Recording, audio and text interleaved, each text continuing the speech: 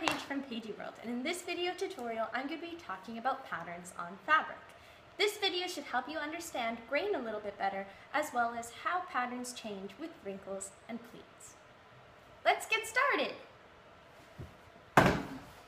So let's start by trying to understand grain. Let's pretend that you're sewing. These pieces here are all sheets of fabric. On these two pieces, I've already placed the patterns. Now what I'm going to do is I'm going to draw out what a pattern would look like for a circle skirt and a shirt and a seamed circle skirt. So let's start with the circle skirt. When you're making a circle skirt, it's literally just a donut that you've put onto the piece of fabric, and this would make up the entire skirt. On the side here, you could always make a circle skirt larger than a circle or smaller than a circle. So let's say the pattern pieces look like that. You're doing two pieces. So this skirt would be smaller than the circle skirt, but it's the same basic principle. So when we actually look at this, we'd be cutting out all this areas. All this area. So notice how the pattern isn't going along with the circle, it's just going where the grain is. It's gonna go like that no matter what. So when we look at it on this example here, which is just a fanned out half of the circle skirt, would the pattern go around? It wouldn't. When you look at this diagram, it clearly shows that the pattern is going this way.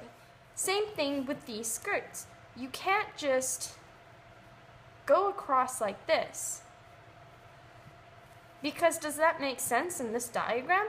It doesn't. The pattern would just go straight.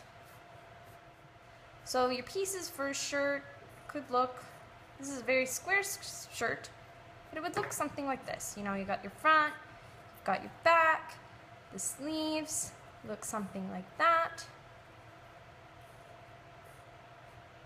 Let's cut this in half, all right?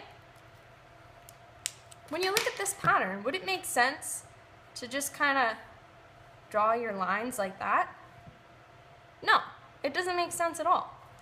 What makes sense is if you draw it like that.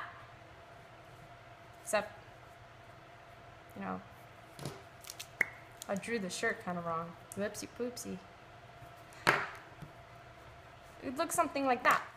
So let's show you what not to do. So a lot of people might draw a circle skirt and then they'll do this pattern.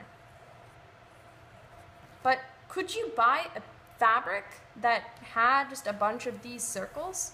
It just wouldn't work. They'd have to print multiple circles, and then you're limited to only being able to print that circle skirt. Same thing goes with this. You know, if you have a seam here, let's say this is one of those cutout ones. I've shown it up here, but again, you can't just do this on a circle skirt because the fabric that you've cut out is like this, and the pattern most likely is going to just continue straight. It's not going to curve at the bottom. So let's look at pleats and wrinkles. I'm going to be very quick with this one. So think about a pleated skirt. Think about how it's made. Would it make sense if I just kind of did my stripes like that?